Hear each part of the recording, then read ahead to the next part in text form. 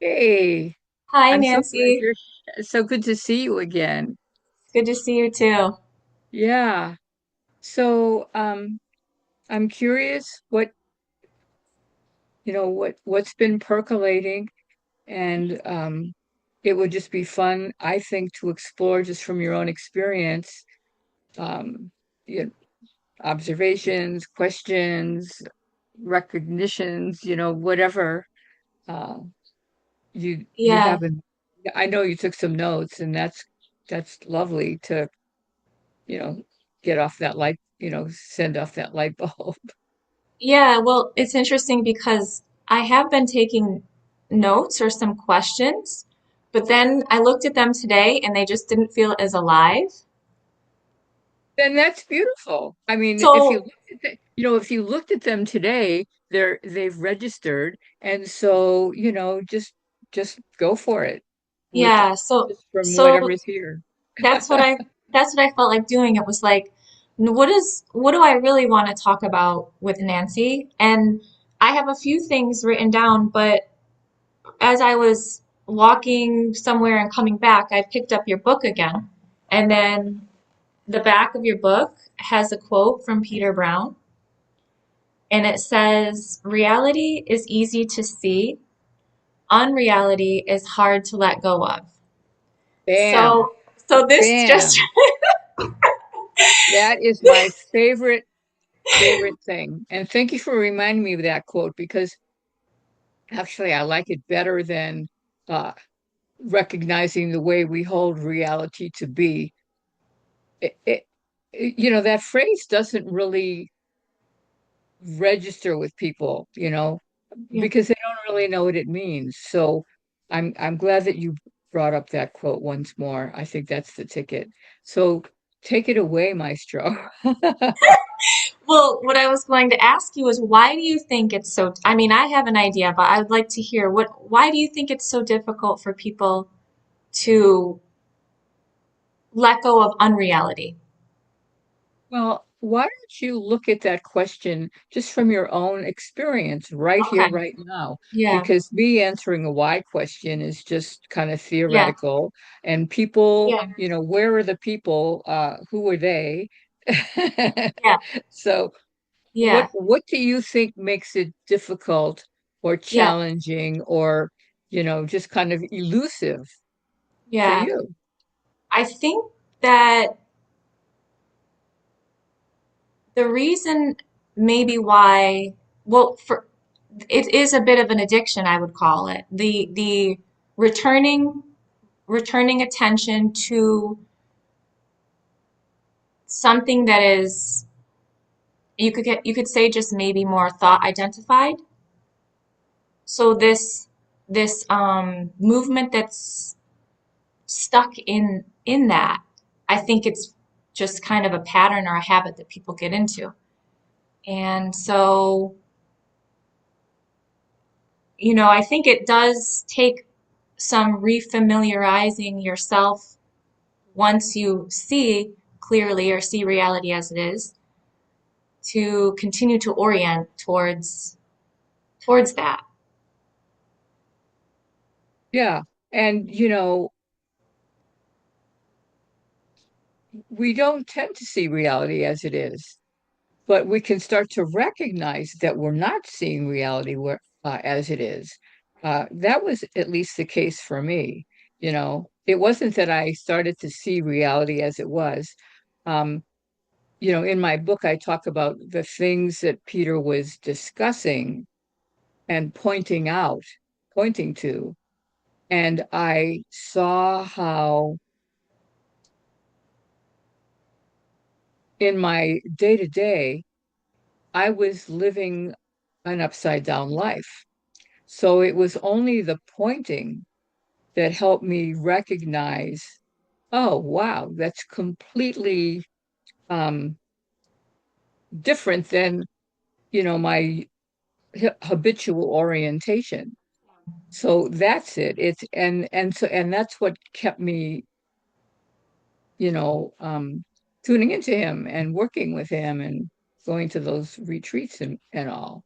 So Yeah. it's And, you know, so I was hoping that, you know, when I wrote the book, I was hoping that these pointers that I was sharing from what I was discovering from him would resonate with people to want to do their own exploring and investigation, which I know you did because we've had other conversations. Yeah, yeah, yeah. It's I think it takes some time to start to play with your own experience. Yes. Be curious enough to actually sit and look and see what's happening. And then, I guess you could say, for me, I started to see the patterns of thinking, and then, in a way, holding them it, more softly. You could say this is when identification began to lose its grip. And from Loosen, that, loosen, loosen, loosen. and then, Yeah, and then, because it doesn't lose its grip, but it will loosen. yeah, And so it's an important distinction. yeah, yeah. And then I would say that was the process of that happening was an encouraging feeling, because it was like, oh, this produces something different than what I'm used to experiencing, which is, you could say, maybe a more gross form of suffering, is complete identification with thinking. So then this loosening that's happening starts to be like, oh, okay, I'm headed in the right direction. Um, it's encouraging to keep exploring this. Something about the nervous system is settling in. There's a Yes, yeah, there's I'm glad you bring recognition. it. I'm glad you bring up the nervous system because that is, Yeah, in my mind, it's an important component in the early uh, version of this exploring. yeah, it's as if the body does have to feel safe enough and relaxed enough to look, and that's what I recognized was there was a lot of a holding pattern of bracing and Yes, that's. feeling like my life was threatened, and I'm sitting in a space where nobody's around me. Why would my body feel threatened? I'm so glad you're bringing this up. It's so important Yeah, because it's the whole idea of spirituality, you know, and the body is imagined or, you know, doesn't exist or all this kind of stuff. It's so if your that's your felt experience is, yeah, if it's your felt experience, well, so first of all, I think you go from not even seeing that is your normal state of being, is actually a sort of like traumatized animal or something. I don't know how else to say it. It's a bit yeah, like caged, and it's worried the other shoe's going to drop, or it's yeah, always on waiting, guard, on on guard guard. And then for, suddenly, for no reason, just because that's the habitual pattern, and then suddenly right. that can drop, and you're like, whoa, okay, this is different. What the hell is what makes this different in a way? It's like, just that, I think for me it was seeing, oh, I'm just used to holding reality this way. Like, this is just how I've been trained, and whatever. So now, okay, so now, What you have been believing, the thoughts you have been yeah, believing, right. and maybe you don't even notice when they tend to slip away, maybe Yes. only afterwards, like if you're journaling or something like that, then you realize, oh, you know, those thoughts about blah, blah, blah, they haven't even been around much. Yeah. It's not even recognized. Yeah, the belief in them, yeah. Even maybe I could say, maybe maybe that belief that I have to work really hard at Yes. looking, at direct seeing, like that when that softened, and it was like, no, no, no, it's maybe less doing and efforting, but it's not complete effortless. It's this sort of middle holding, in a way. It's like there is a posture of relaxing, sort of focused but not too focused, that seems to, you can vibe it. You start to find that sort of, where you're not just completely not paying attention or you're not stressed in your exploration. Well, the beauty is, I love the way that you're describing your experience. The beauty is, um, there is no doing. It's a remarkable paradox because um, there is noticing happening, Yeah. but there's no self or no person or no one noticing. It's simply the presence of awareness here now. And and the noticing becomes more sensitive. Mm. You know, in the beginning, when we're used to all these thoughts and labeling it, I mean, it just happens so fast, the thoughts and the labeling and the, you know, saying what everything is. Um, that all starts to just fade, slow down, relax. Yeah. And and then I mean, this is why I really value speaking with you because this whole experiencing is so hard to describe. You know, there's words, but there's no words at the same time. Yeah. Yeah. Mm.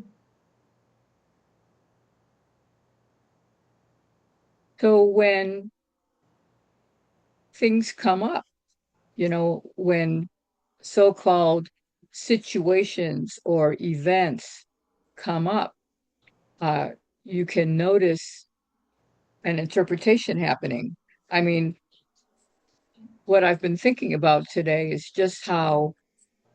um, just the flow of experience, just ongoing flow, and you don't know what's going to happen moment to moment.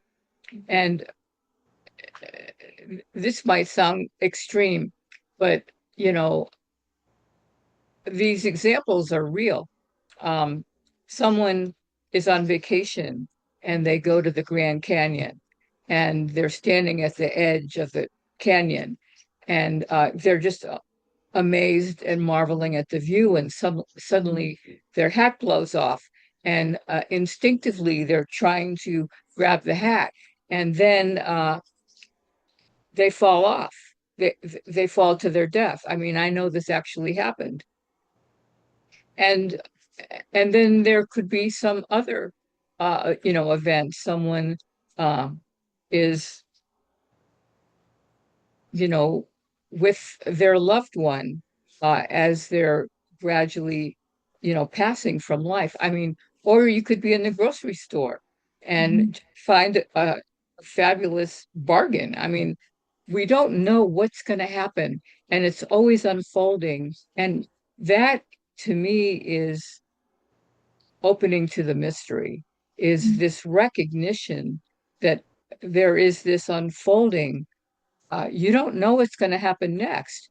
And and sometimes it just seems like nothing. Yeah, well, I just poured my cup of coffee and all is well. Or, you know, you get some news about a family member or something that happens Yeah. with you know, and then yeah, so I'm going to leave that and you can take that. Do you have a place to go with that? So, in a way, w this clarity or this seeing doesn't make it so that we're untouched by the traumatic or worrisome or whatever things that could happen in life. Um, So talk from your own experience so that it really yeah, can be felt by. yeah, I would say that the body, if you know, if there's something that happens that's quite shocking, you could call it trauma. Um, what I've noticed about that is that the body will then kick up more thoughts. That doesn't mean that there's a self that owns them, has them, that it's me, that it's mine. But I've noticed that there will be more thoughts if there's something happening that you can't quite wrap your head around. It seems a bit shocking. So And that's beautiful. You know, maybe yeah, you've had an experience relatively recently. You don't, if you did, you don't have to go into it, but you could talk about your experience of Yeah. how what what seemed to go on Yeah, for you. basically it was, yeah, noticing that there, with a stressful situation, there can be, um, you can start to identify with thoughts in a way. Then there can be a noticing of even that process taking place, and then a sort of resting back into, well, I don't really know how to describe this. Can you Um, remember an experience for yourself? well, How to yeah, describe? like, yeah, I would just say that instead of orienting to getting stuck on whatever thought, the content of thought, and trying to problem solve, the energy then shifts over to maybe more of an open field of awareness again.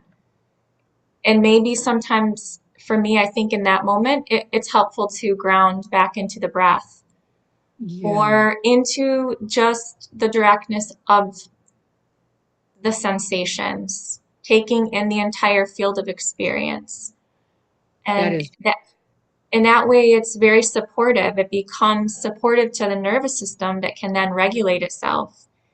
And then from that place, I would say the solution, if there needs to be one, can come more organically. It's not like from the place where you could call, I guess it's a psychological functioning of, yeah, I don't know, but I would say that's my experience with, yeah. well, I'm going to piggyback on that because I love what you brought into uh, awareness here.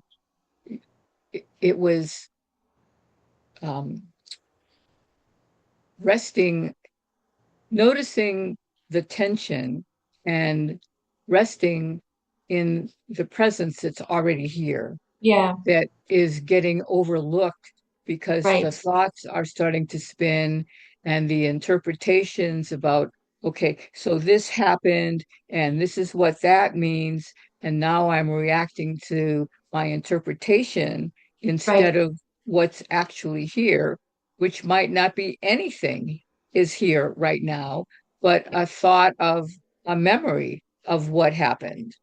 right, And it's that interpretation that starts the spinning. It's that right, interpretation. And so it's beautiful how you said, you know, resting in the breath, resting in hmm, the sensation. And then also, it's possible to start noticing the labels. mm-hmm. Oh yeah, The labels. What am I calling this? I'm calling it trauma. yeah, I'm calling it maybe something horrible mm-hmm, or I don't know, but it's a label that mm-hmm. is an interpretation instead of the direct experience. And so this is where the noticing is really key. And and I want to emphasize that noticing is always present. It just could be overlooked because um, so I'm sitting here and there's all of this visual field of experience and sound field of experience and Mm-hmm. sensation field of experience. But if there's being lost in thought, if thought is the only dimension Mm-hmm. that's being attended to at this moment, all these other dimensions are simply overlooked. It's just amazing how that can happen. Yeah, this is making me think of a recent experience I had with my husband. I don't think he would mind me sharing this. We were in an embrace. We were just hugging each other. And suddenly, um, it was very clear that there is just this boundless space. Like, you don't, in a way, you don't realize that you are holding your body as if it's always solid in there and real, right? Hmm. Until you have the experience of actually, oh, I closed my eyes, right? And where's the body in my direct experience? Oh, that's beautiful. So he and I are embracing, and I'm just feeling this, all of this spaciousness.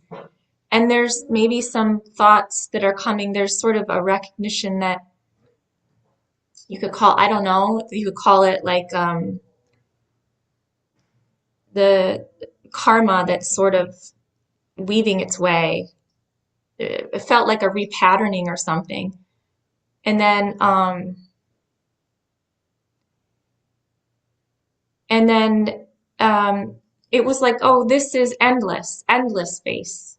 Like no beginning, no. And I could hear him laughing a little bit. I thought he had fallen asleep. But he started to share his own experience, which was just like mine. Oh my. So there was this resonance of us both having the same recognition at the same time. And I think what was interesting about that experience was that it came from, you could say, maybe we were about to embrace. It was a very intimate moment, and maybe even this feeling of fear, or Hmm. or, or like, and then just a complete allowance of that, which then sort of dissolved into just endless, just spaciousness. But you know what he said is, I don't think I could function in that space while I'm just doing my stuff. And I immediately thought, oh, he's separating the infinite from the finite. It was like, actually, when you open your eyes, you might still see, you call it things or Yeah, whatever you want to, but there apparent was a, things. yeah, but there was a sense that that space, that spaciousness is still here. Um, I can't remember how I explained it to him in that moment, but it was like It's maybe what more do you important. understand now? What is your Yes, experience it's now? yes, it's more important to, I think, to point out that it's the mind's interpretation that divides that infinite space from what then appears in the visual space that looks like separate things. So it's the thought that that was something different, now this is something different, that makes it seem as if they're different. If that makes any sense. Yeah, yeah. And Okay. what I'd like to mention is that so I'm just curious, were you guys standing or reclining? We were laying down, resting. Okay. Right, Yeah. right. So if you recall, what was present is sensation, Right. you know, Yep. whether your eyes are open or closed. Of course, it's Mhm. easier with regarding the mind if the eyes are closed. So there's sensation, and there actually is no space. Mm, There's just sensation. mm, And that's what's always present. I mean, it seems like space, mm. but Yeah. space and time don't actually exist in actuality. Yeah. It's a seeming, so I'm not going to say that I'm not going to deny the existence of anything. It's a seeming. And I love that you recognize that that experience of, and I'm saying experience of when it's just a seamless Yeah. experiencing, but I'll say of just for language, of this openness, this spaciousness is always what is here. Yeah. And it is without an observer. Mm, It's without a self-doing. And the self-doing, the observer, is simply a thought. Because yeah, again, like you said, when your eyes are closed, um, unless you're thinking about me, there is just this, like you said, spaciousness. yeah, It is a spaciousness. It's not space, but it's a spaciousness, just yeah, because we need some words. Does it make sense what I'm trying to say? totally. Yeah. Which, okay, so it makes me want to go to a couple different places. It reminds me of when you started to investigate subject object. Oh, in the And book, in the book?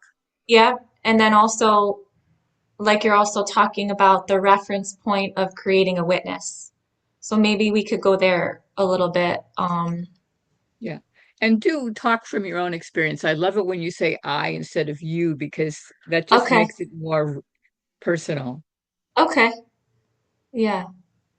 Um, so I If don't that's really possible. yeah, I don't really remember what you wrote in the book.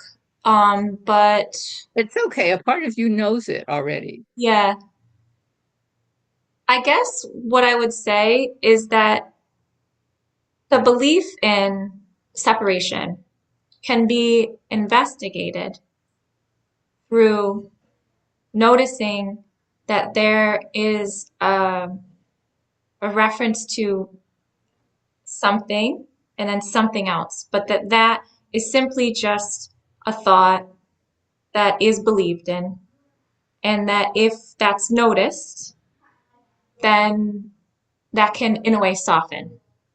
Yes, I love how you said that. Okay. And when that's noticed, what I found really helpful is to return to the breath and sensation, Okay. because that's what's here. I mean, the ideas are here, but you know, Yeah. coming back to this indescribable, um, I don't know, I just found that so valuable Yeah. because thoughts are so predominant and they're so insistent and they're so authoritative, Yeah. whereas the breath and sensation are simply just this lightness, just this flow.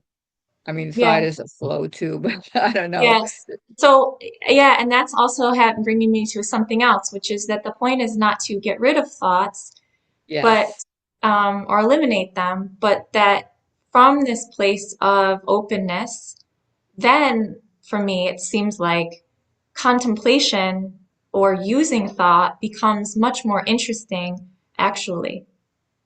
that is so beautiful. Yes, Yeah, that because is, at a certain point, I thought the thoughts were the problem. They're whatever, whatever. But no, I'm actually becoming much more contemplative in what all of a sudden there's this like making connections with that thing and then wanting to in a way think about that, but it doesn't feel heavy. yeah.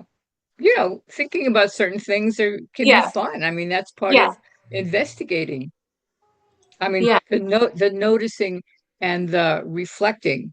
Yeah, I think that's what you might be talking about. right, right. Yeah, Wow, so beautiful. yeah.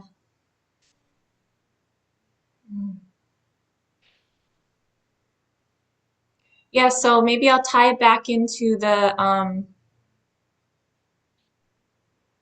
into maybe what can be a trap is to then identify as being a separate witness, something, a separate awareness, where then, um, well, I guess you would just say it's creating a bit of a split, but also maybe maintaining some reference point that's not actually needed.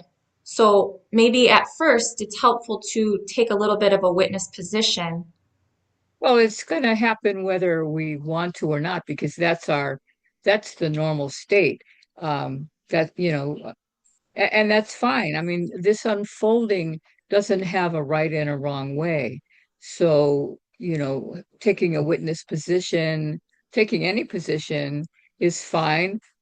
What's the beauty is in noticing it and then noticing Yeah. what's actual.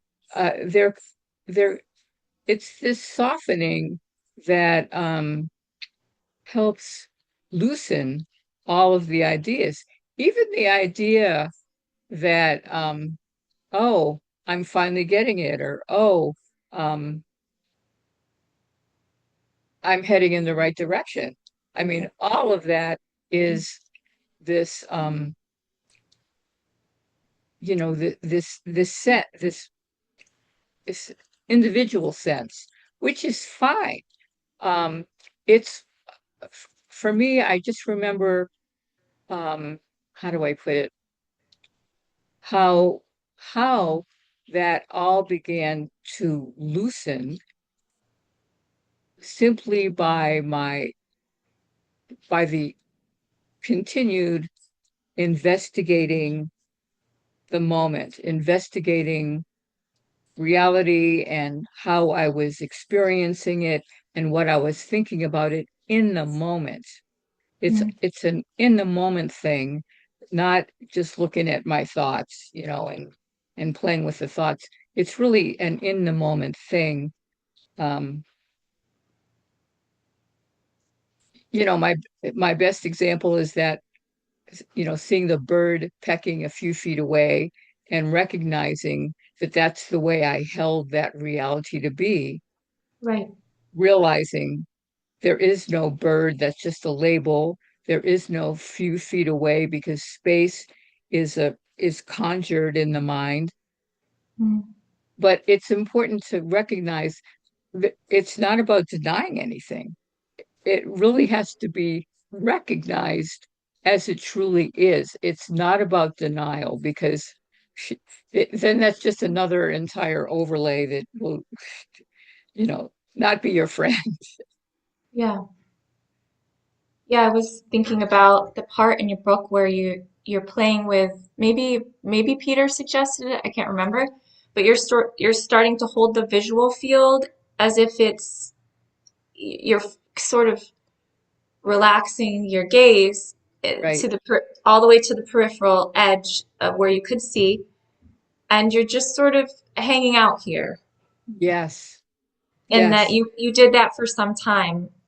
Yes. Actually, I played with that for a number of years, even before I met Peter. And Oh, I found that invaluable because, the way we hold reality to be is separate things because of language and because the language has us see it that way. So, it's just, oh, well, of course. But by looking through the peripheral vision or letting the eyes go soft and fuzzy, it is a whole different framework and it's no less real. I mean, thought wants to say, oh, well, it's not really like that. It's only like that because blah, blah, blah, blah, blah. But that's what thought's going to do about anything. It's going to dispute anything that doesn't go along with its worldview. So, Yet, yes, it's all these little different ways of playing with experience. I'm so glad you bring these up because I can't remember to share all of these in my little 10-minute clips. So yeah, this has yeah, been really fun. yeah. I just really love how you've been playing with experience and what you've been recognizing. Mm. And Yeah. I'd love to do this again sometime because I mean, you're very observant Mm. and I can feel your love for this. Yeah. And that's what really can make a difference, just this passion for Mm. um, reality as it is. Yeah. Because, It's like real. you said, it's not easy. It's not easy. No, it's very. it is very beautiful. I think anybody who's interested in this, if there's that desire there to explore, to me, it just feels like the most interesting, most important. It's just, yeah, yeah. Thank you so much, sweet one. I'm just Thanks, really, Nancy. I'm just really thrilled. Yeah, And and thank you for you came into my life. Well, we reconnected at a time when I really needed a friend, and this book was just perfect for that, reading your story and everything. And so, yeah, I well, appreciate you. I love that. Hmm. And that's opening to the mystery right there, the Right. synchronicity of it. Yeah. So let's be in touch and Okay. thank you so, Can so you much. press end recording and then Yes, so yes, we can yes. okay.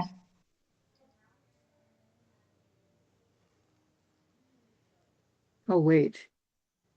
Oh, sorry. Hold on. Let's see. No, I know what to do. I just forgot. Okay.